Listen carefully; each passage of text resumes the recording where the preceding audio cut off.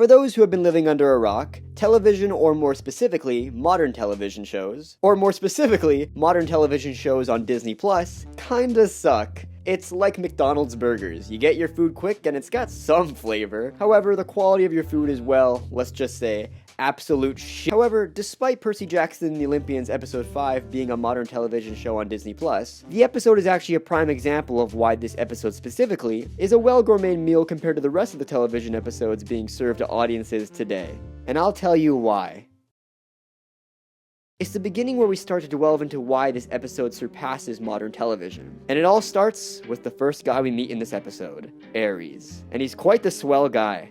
So do we have a deal, or am I killing all three of you so I can eat in peace? Yep, seems great. Ares in this story is a perfect example of the god's worst aspects. He's an abrasive know-it-all who couldn't care less for the well-being of others. Not only that, Ares sends Percy and Annabeth on a deadly side quest to retrieve his shield. With little choice, they agree, and Percy and Annabeth are sent to Waterland, a messed up little amusement park where deadly traps lay, and probably haven't been cleaned in millennia. Roller coaster rides are littered around the park. Percy and Annabeth make their way to the thrill ride of love, where the two sit back and, well, I was gonna say relax, but you know, it's a death trap. And while they sit, they learn of the story of the god Hephaestus, how Hephaestus was treated by his godly family, how he was rejected by his mother, his wife, and basically everyone in his life, because he was different. For Percy's character, this is important because Percy is different from every other character in this story. We see throughout the episodes of Percy having to come to terms with what the gods do to people, how the gods let Percy's mother be killed by the Minotaur, how Percy was forced to fight Clarice for his father to notice him, how the gods mistreated Medusa, how the gods treat Annabeth for doing literally nothing to them, and now how Hephaestus was treated by the other gods.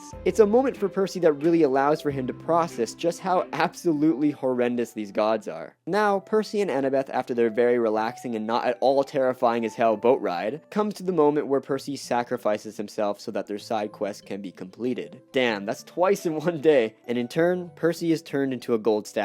Annabeth tries to save him from this, to no luck, in which Hephaestus himself appears. Hephaestus tries to convince Annabeth to leave Percy, because if she leaves, then Annabeth will be able to complete the quest and will be able to obtain the respect from the gods she so desperately wanted throughout the entire series. But Annabeth in this episode changes. She tells Hephaestus that she's not going to leave Percy behind because she doesn't want to be like the gods, to be ignorant, unkind, and selfish. After Annabeth witnesses Percy sacrificing his life not only once, but twice, after she gets to see what kind of person Percy is, a person who didn't grow up in this messed up godly environment, but someone who grew up normal with a loving mother and who exudes this same love to others, she realizes that the gods who she'd been looking up to for her entire life are not the loving figures she idolized them as. And Hephaestus, a god himself, agrees with this, and he lets Percy go. The gods in this series make bad choices, and some gods are definitely bad people, but some gods may not be. This storytelling choice makes the world and characters in the Percy Jackson series more gray than black and white. This is the point I've been trying to make. If you've kept up with the most popular Disney Plus shows in this current time, you'll know that those franchises aren't doing so well, because it's clear that those television shows all lack something that they just can't fulfill, that Percy Jackson episode 5 does, and that would be the writing. In this video, I was able to easily connect the themes of the gods from each episode before this, and how it impacted our main characters up to this point, which resulted in the character development of said characters. This is what modern shows lack, being written in a way that connects the main themes of the story to each and every episode produced, and reflecting those themes through its characters is the primary building blocks to creating a well-crafted story in a television medium, to creating something more than just McDonald's food, to creating something a little more complex that's not so black and white.